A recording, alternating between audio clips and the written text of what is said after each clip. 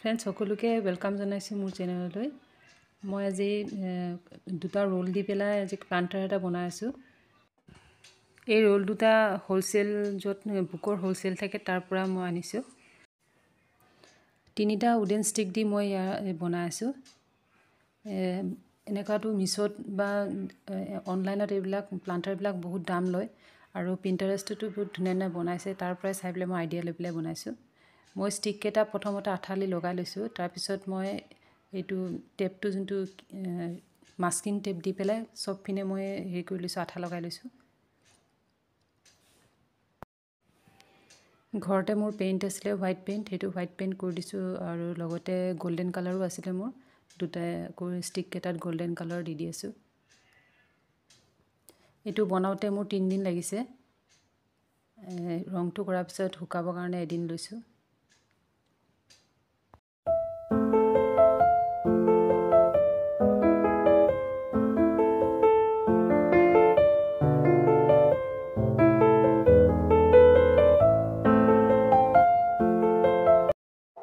বহুদিন পৰা ইচ্ছা আছিলে এইটো বনোৱাৰ, আজি অলপমান সময় পাইছোঁ কাৰণে এইটো বনাই আছোঁ।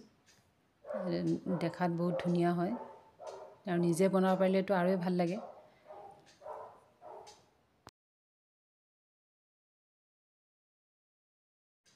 ফ্ৰেণ্ডছ, ভিডিঅ'টো চাই ভাল লাগিলে লাইক কৰিব, ছাবস্ক্ৰাইব কৰিব আৰু কমেণ্টো কৰিব।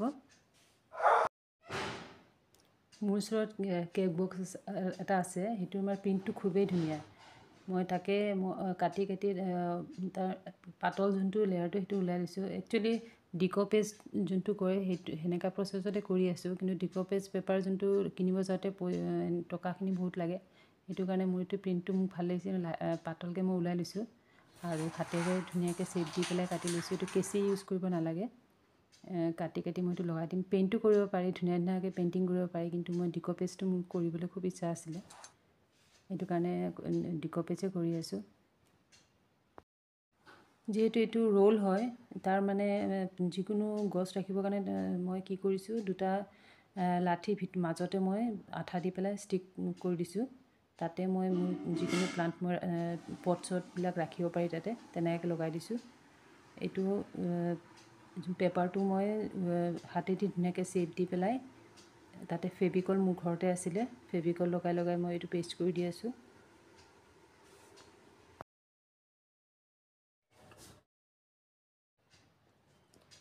ফ্ৰেণ্ডছ, এডিটিং কৰোঁতে মোৰ অলপমান ভুল হয়, সেইটো চাগে লাহে লাহে ঠিক হ'ব চাগে। আপোনালোকে প্লিজ ইগন'ৰ কৰিব সেইখিনি মোৰ, যিহেতু মই নতুনকৈ এইটো আৰম্ভ কৰিছোঁ। টেকনিকেলি যোনবিলাক মোবাইলত কাম থাকে মই ইমান নাজানো, হ'লেও মই চেষ্টা কৰি ইমানখিনি আনিছোঁ। পিছলৈ চাওঁ, এডিটিং ভাল কৰিবৰ কাৰণে চেষ্টা কৰি আছোঁ। আৰু আমাৰ ঘৰততো কোনো ঘৰৰ মেম্বাৰে মানে ভিডিঅ'ত আহিব নিবিচাৰে, মই অকলেই এইবিলাক কৰিবলগীয়া হৈছে। চাওঁ লাহে লাহে কিমানখিনি ইমপ্ৰুভ কৰিব পাৰোঁ। পেপাৰখিনি লগোৱা হ'ল, এতিয়া মই পানী অলপমান বেছিকৈ লৈ তাতে ফেভিকল অলপমান দি পেলাই ওপৰতে মই লগাই দি আছোঁ, কিয়নো ইয়াতে বাৰ্নিছ কৰিব লাগিছিলে, কিন্তু মোৰ ওচৰত বাৰ্নিছ নাই, সেইটো কাৰণেহে পানীত অলপমান বেছিকৈ লৈ পেলাই তাতে অলপমান ফেভিকল ঢালি দি সেইখিনি পানী ভালকৈ মিক্স কৰি ওপৰতে মই লগাই দি আছোঁ।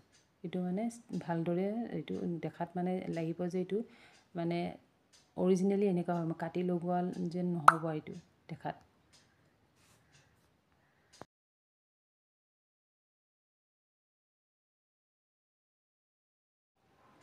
এতিয়া মই ফেব্ৰিক পেইণ্টিং দি পেলাই গ্ৰীণ আৰু ব্ৰাউন দি পেলাই মই সেইটো দিছোঁ,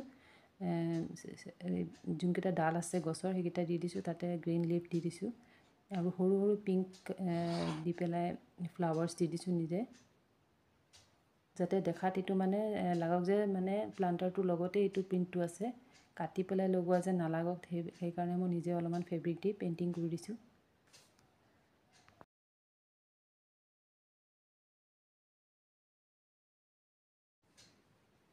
প্লান্টাৰটো যিখিনি ডিজাইন দিব লাগিছিলে মোৰ দিয়া হ'ল। এতিয়া মই আগতে মই দুটা পট ৰেডি কৰি ৰাখিছিলোঁ, এইকেইটা ইয়াত লগাই দিছোঁ। চাই ভাল লাগিলে জনাব।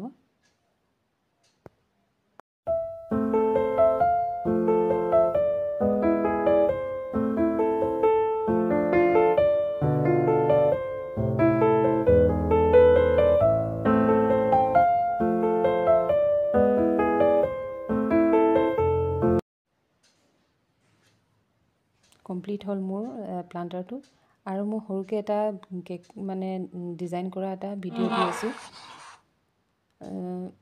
গোটেইখিনিতো হেৰি কৰা নহ'ল ভিডিঅ' কৰা নহ'ল যিখিনি পাৰিছোঁ মই সেইখিনি দেখাই আছোঁ 1.5 কেজি এইটো ষ্টেপ কেক হয় এতিয়া যোনটো ডিজাইনটো দি আছোঁ এইটো লিফ নজলটো দি আছোঁ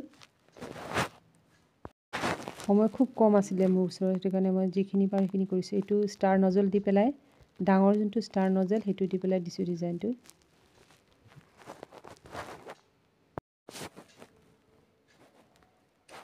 আকৌ এবাৰ লিফ নজল দি পেলাই মই যোনটো কুচি কুচি হৈ আছে এইটো লিফ নজল দি দিছোঁ